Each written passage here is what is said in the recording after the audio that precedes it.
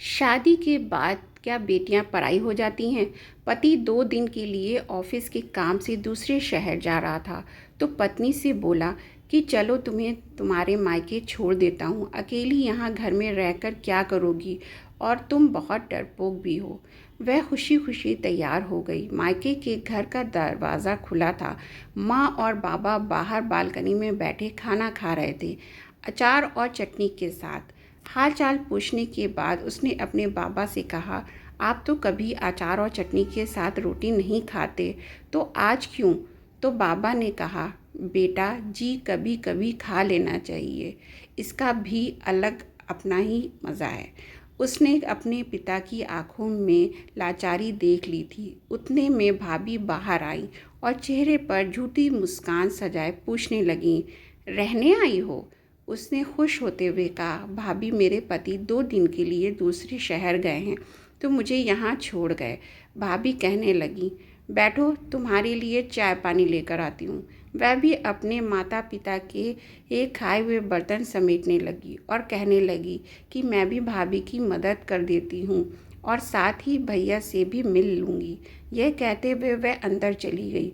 बर्तन किचन में रख कर वह भाई के कमरे की ओर चल पड़ी तो उसे भाई और भाभी की बातों की आवाज़ सुनाई दी।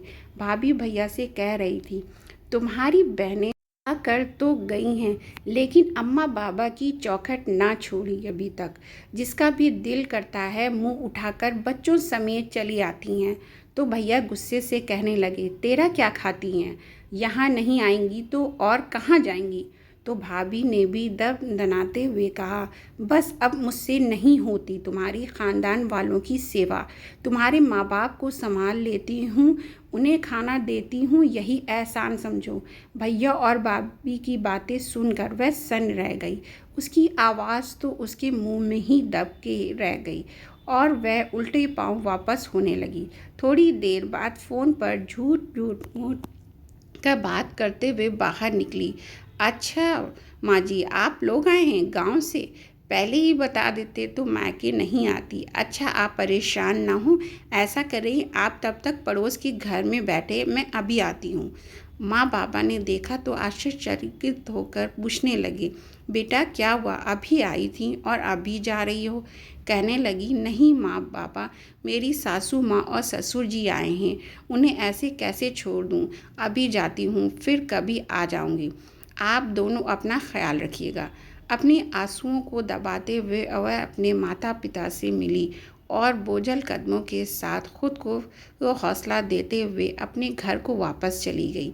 उसे रात के खाने में नमक ज़्यादा लग रहा था, जबकि वह नमक उसके गले से उतर रहे आंसुओं का था।